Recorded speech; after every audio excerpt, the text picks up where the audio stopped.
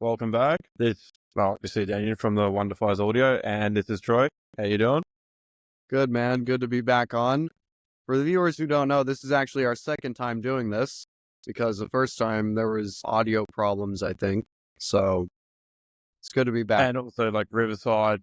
Yeah, Yeah, I obviously, remember. and you said, Riverside. Tell me, do and let them know what you do. Yeah, so I do marketing, although marketing is a pretty general thing, but the offer that I'm running the most right now is content strategies on usually Instagram or Twitter, having some kind of AI system with that. And then if it's on Instagram, I am partnered with a guy. So now there are four of us and we build out like AI text appointment setters that are super good. And so I combine that with the content, and then I have the AI system, which sets the leads, and then the client closes them. So I offer that as one whole system, and that's been going pretty well. I like that offer a lot. Although in the past, I've done just like single projects or single services, although those don't have a ton of leverage, even though you get some results with them. But if you can combine all of them, then you're going to be able to charge more and also deliver better results for the client, which is ultimately what matters the most. Yeah.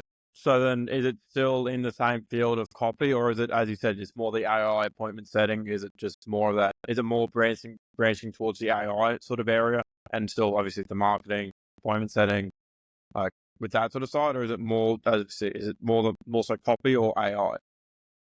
Now, It's a good mix of both, I would say, because if I'm writing content or scripts or tweets or whatever, then that's the copy part of it. So that skill never really goes away.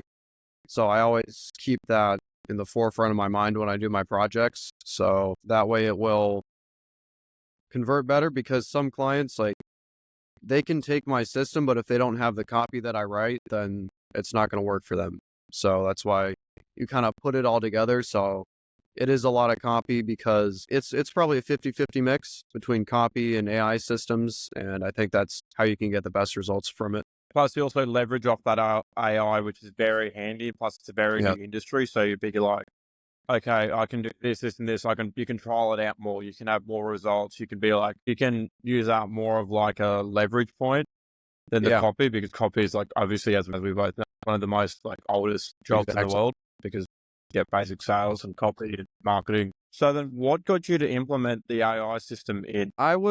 Okay, so to back up a little bit, about 6 months ago, I first put together this whole system. So the only difference was, instead of AI setting the appointments, I was doing it myself, and I found that it was just too big of a time suck and that I could leverage my time better in other places. So I started to look, because I knew AI appointment setters were a thing. I just didn't know the people who made them and didn't have relationships with them. So while I was setting myself, which, I got some good results with that, but ultimately it's a big time suck. And so, that would limit how much I was going to grow, how many clients I could take on. And ultimately that would lead to higher hiring expenses, because I have to hire out more people sooner, because I don't have as much time myself to fulfill and do the things that actually matter. So yeah, I've searched out the whole AI part of it, because I think that was probably the best way that we could save time, and not a ton of businesses were using it.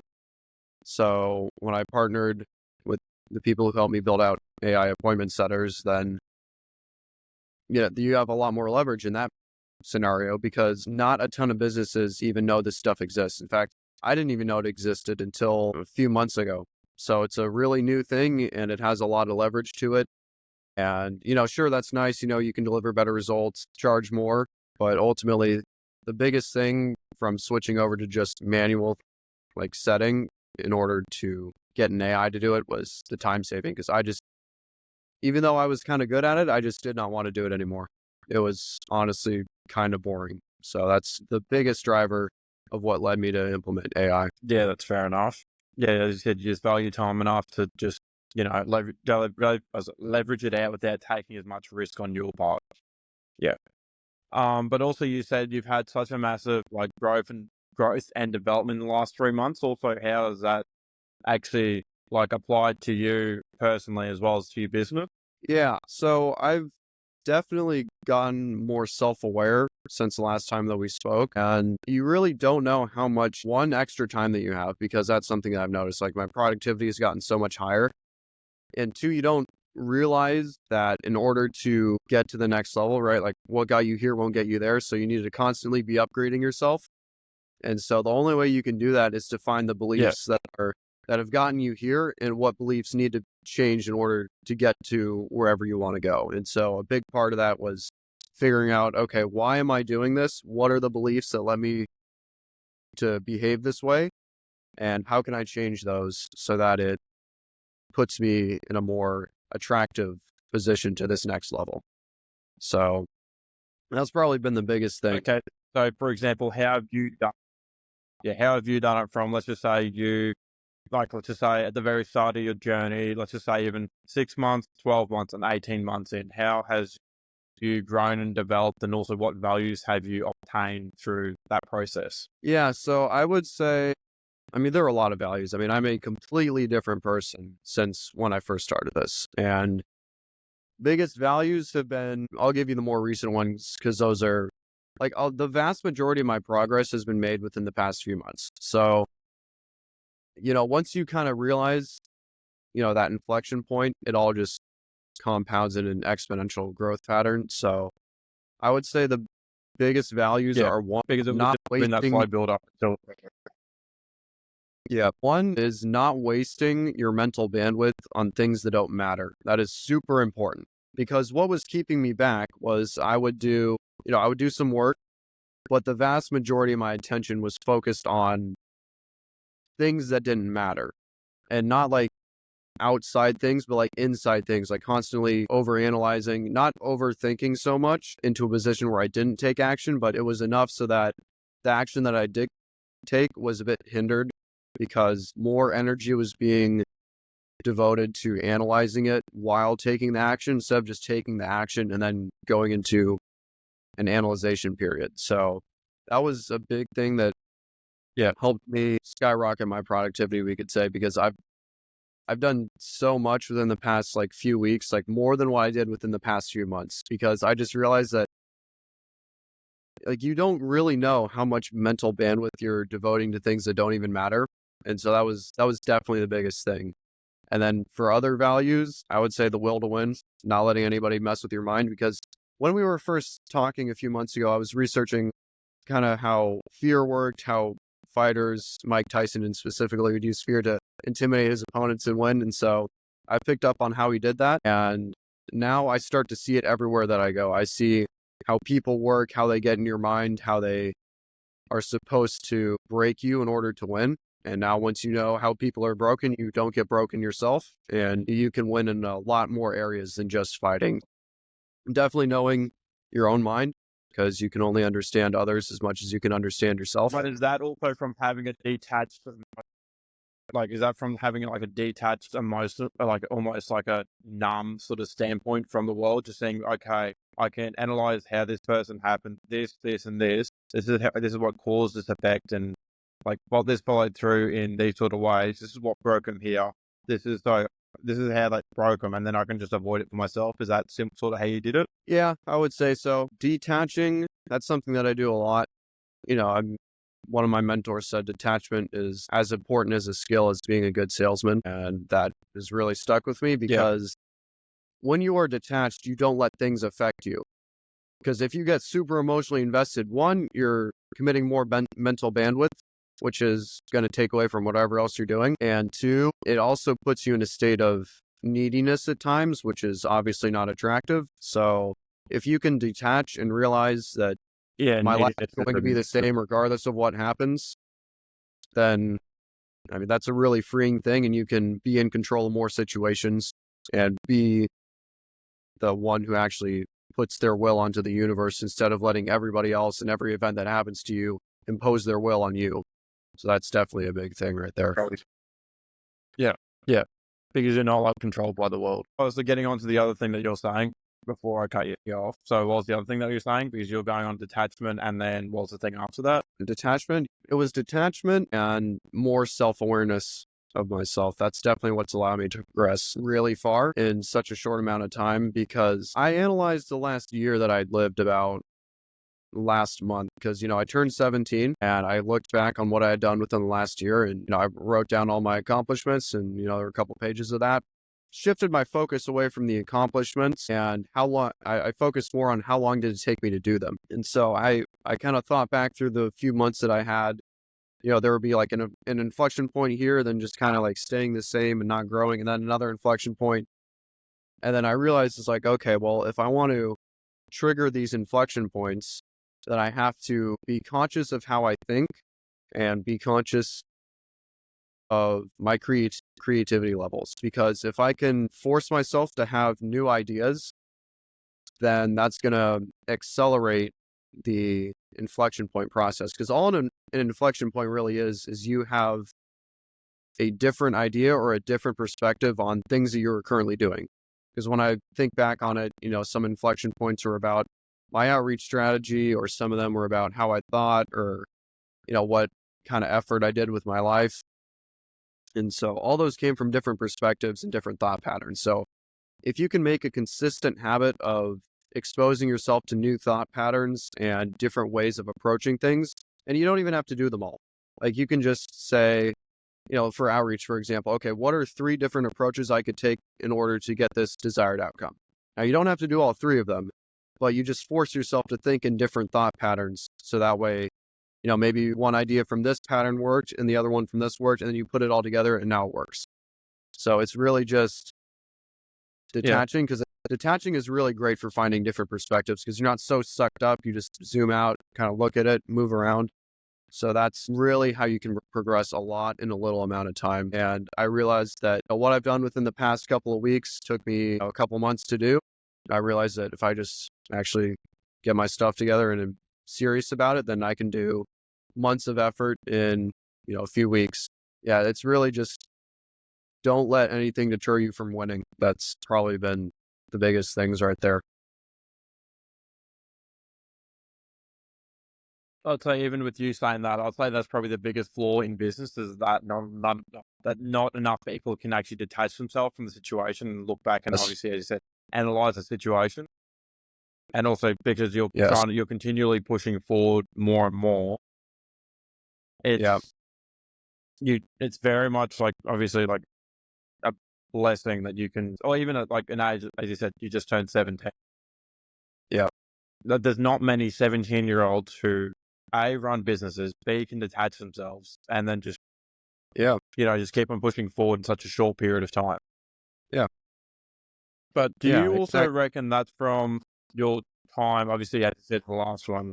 Yeah, I was like, Oh, did you say something? You kind of cut out. I thought you were trying to say something. I was just going to say, was that from, do you reckon that was also influenced from, obviously you had, as you said last time, you did shooting and then you've done like a bit of martial arts here and there. Do you reckon that's also, you've taken that like fully zoned in characteristic from that and then just applied that to like more areas of your life as well? Just because obviously, as you know, like fighters, they got to be like not attached to the outcome. They just got Yeah. to be like, if this happens, this happens, and then just basically follow the process and basically trying to eliminate the chance of losing through how hard their results are within the training period towards their fight. Yeah. I would say I did start training more consistently. I started combat jujitsu, trained kickboxing a lot more, like at least twice a week. And before then, it was kind of like never almost, like once every couple months, I'd get consistent. So, yes, definitely exposing myself to more situations where I have to have a large amount of mental fortitude and not let this guy break me in order for me to do well. Because, even if I wrestle my coach, right, he's a belt, first degree black belt. So if I do jujitsu with him or combat jujitsu, whatever we're doing, obviously just because he's a black belt, I can't let that affect how I think or the moves that I do. So it's really good for training you to stay calm under pressure and to always look for opportunities and have a high thought pattern. And another thing is, I mean, this is a more recent. Am I still on here? It says, are we good? Yeah, you're still on here. Okay. Yeah, and reconnecting. But anyway, yeah, definitely the martial arts training and just more analyzation and detachment. Because when you are in those situations, you're detached from them physically. You know what I mean? Like you don't live in your mind, but you are essentially one with your mind and your body. So forming a good connection, because you have a lot of power up here in your brain and what your mind can do. And if you don't connect that to your body, then I mean, your brain is only like this much, but your body is all of this. So if you don't connect it, then you're missing out on a lot of energy. And that's another thing that I did is I connected it. So through harder training, you know, taking care of my health, because I'm going to be completely honest, like October, I let my health slip to absolute shit. I was not sleeping a lot. My diet was actually okay, although I was eating twice a day, which is not good. I'd say once a day, like towards the end of it. You can still get in all your calories and it doesn't affect your focus or your gut health or anything. But yeah, I let it slip and I paid for it a lot. I mean, October wasn't super great, but I still did some work here and there. So definitely taking my health super seriously and taking active measures throughout the day to connect my mind and my body so that way I can have more energy. That's definitely been a big game changer, because you can only do so much up here, but if you're not connected, then you're not going to be able to do anything physically in the world. Yeah. So then, like, even like, I know he just mentioned diet. What sort of ways are you like doing more of like a keto sort of diet, or what sort of diet are you doing that's also working for you in, let's just say, for the gym, also for business? Because from what I've realized, is more like, as I was saying, like a keto sort of diet, like high protein, high fat, minimal carbs. That normally works pretty well. What have you found from what you've done? Yeah, I found something similar. I find that it's where you get your carbs from, not necessarily how many you have. If you get them from like fruit and stuff, then that's fine. I mean, there's a lot of carbs in fruit or potatoes or whatever. And so it's not really a problem to get them from those sources. But if you get them through processed sources, then that's where things start to go downhill. And even with what I eat, I'm careful to ensure that I eat always enough protein and more than my carbs. And yeah, fat, I don't really care about fat much. I mean, I cook in butter and stuff with eggs and any meat that I have. So yeah, definitely prioritizing meat, eggs. I take creatine and like milk and stuff, but yeah, that isn't the biggest thing, but definitely eating foods that like you just eat them and you immediately feel powerful afterwards. And so, I mean, that's kind of what does it for me. So for you, you just got to kind of find out what that is. I mean, generally, red meat, eggs, some fruits, organic if possible, supplements, any vitamins that you're missing. Although I can't have too many supplements because I'm allergic to the gel capsule of it. So I have to be careful with what I supplement. Yeah, but definitely whatever makes you feel powerful and gives you more energy, I would say. In the long run, not like, like chocolate here. I mean, if you have chocolate every now and then, like that's fine. I've personally found that actually boosts testosterone a lot. But if you eat it every day, then you will notice a performance. What, the dark chocolate or the Yeah, it's dark chocolate. which one, the dark chocolate, or you mean just the regular chocolate? Because you said if you eat chocolate like every day, it reduces your testosterone. So yeah. But also, wouldn't that be due to the It high says levels reconnecting of? again. Can you still hear me? I'm pretty sure it's got like high levels of like Okay, we're other frozen like now. stuff like iron and that sort of stuff in it, because like it's just for like the Nestle or the like the Lint Yeah, ones you're that frozen have by the the way. I higher like I don't know. It's foreign substances in them. So then that would also lower down your testosterone. But also, obviously, the more cacao would be better for your testosterone. Are you also okay. going under Well, the more so esoteric route of using water filter as well? Or like, have you also taken that many steps forward to try and also like take full control over, let's just say, your house through like changing stuff up, like having an RO water filter, changing the shower cap so you don't get as much chlorine in your system, and probably get more like a magnesium water base? Or have you trying to do stuff like that as well? yeah, I have a water filter that I use. I don't really drink anything that doesn't come from it. And then, yeah, I know I put my food or whatever in glass whenever I can. Yeah, definitely little things like that. Putting your phone on airplane mode whenever you go to bed or whatever. So, Yeah, definitely whatever you can do. I mean, I don't go super like nerd out over it, like go ground over there for, like 20 minutes. Because ultimately, Yeah, if you can get good sleep, and because sleep is the most important, obviously, like, during October when I didn't sleep a lot, that was what did the most damage. So if you can just sleep well, drink filtered water, avoid the bad stuff, like processed foods and excess screens before bed, eat a and lot of just, eggs and meat. yeah, if you can just do that, then you'll be really powerful. You don't need to fully optimize, become Mr. Bob the biohacker and freaking, I don't even know, dedicate your whole life to this little bit extra of performance, but it takes you like 5 hours.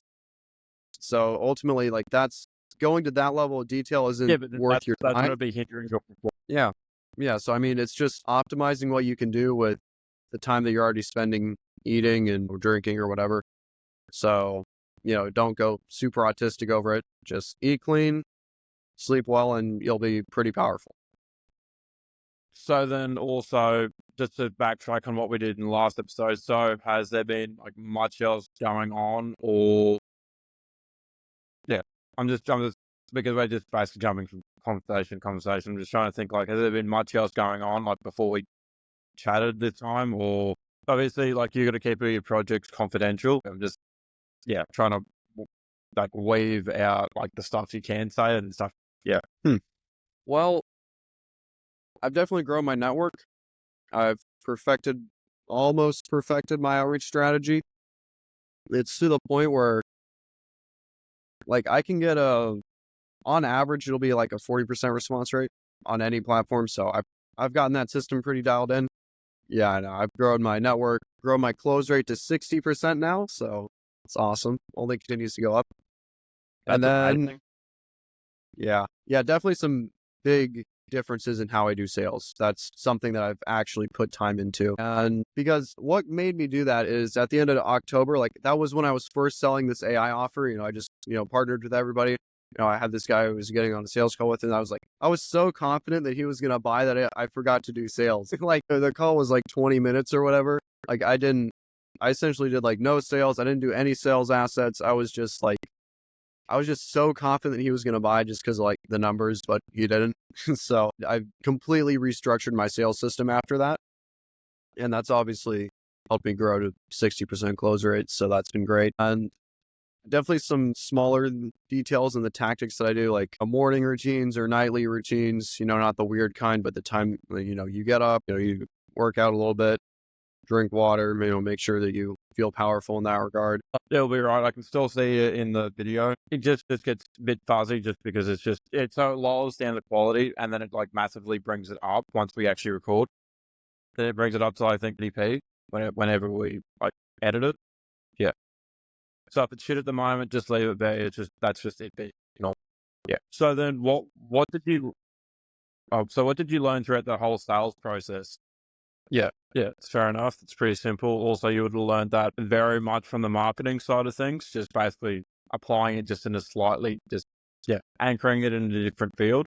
So then also jumping back to it, what were some of your limiting beliefs about? Yeah, it's just a digit on the screen. But also, have you noticed your character grow? Like, obviously, it grows the money, but also, have you noticed that your character has more so just become like how should I word it? Have you become like a more, I'm trying to think of a word. Have you become like a more like not enhanced, but have you become like a more like enhanced version of yourself through the money because money like enhances your character and like certain ways because it's like obviously like the rich asshole's even more of like a rich asshole and like that those are sort of the examples or like is like a loving father and there he's just like a rich loving father because he just gives all of his money away like those examples. Have you noticed like what sort of parts of your character have been like exponentially increased since you've gained more and more money? Yeah, yeah, yeah, yeah. That makes a lot of sense, especially from like what I was saying. Even like before, you said with people like got like so many flaws and yet they're still rich. Like, it's as you said before, just a self-limiting belief. That's why a lot of people can't get past the start line. And even you see it in the real world as well. It's like there's so many people there, but they don't post any of their wins. They don't do anything. It's just like, yeah.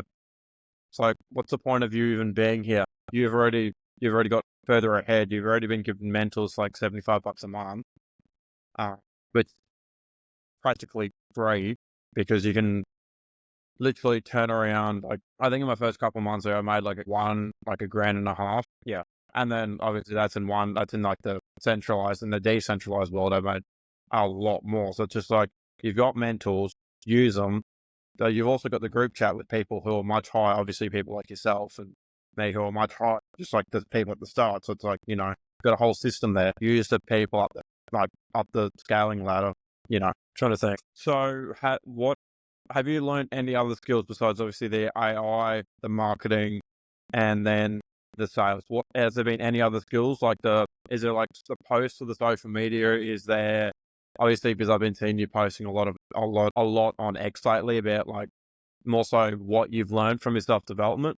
Have you also been posting that more in like a slideshow format or the carousel format, or have you tried making videos out of that, or is that just not you're just not going to try to go in that area of marketing? A short form, yeah. So do you do like basic editing and that sort of stuff for clients, or what? What do you mean? Like like yeah, and it takes you like 5 minutes instead of 3 hours. Yeah, yeah. So you're not really too focused on the video editing side. You're just going to leave that to someone else. That's their niche. They can deal with that. Anything else you want to end it off with?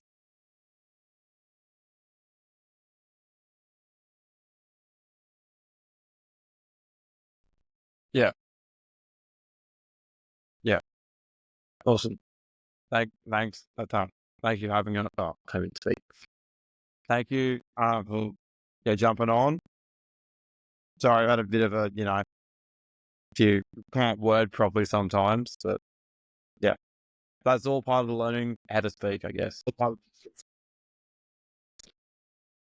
right. I'll send you the clips once we've done it, and I'll just end it off here.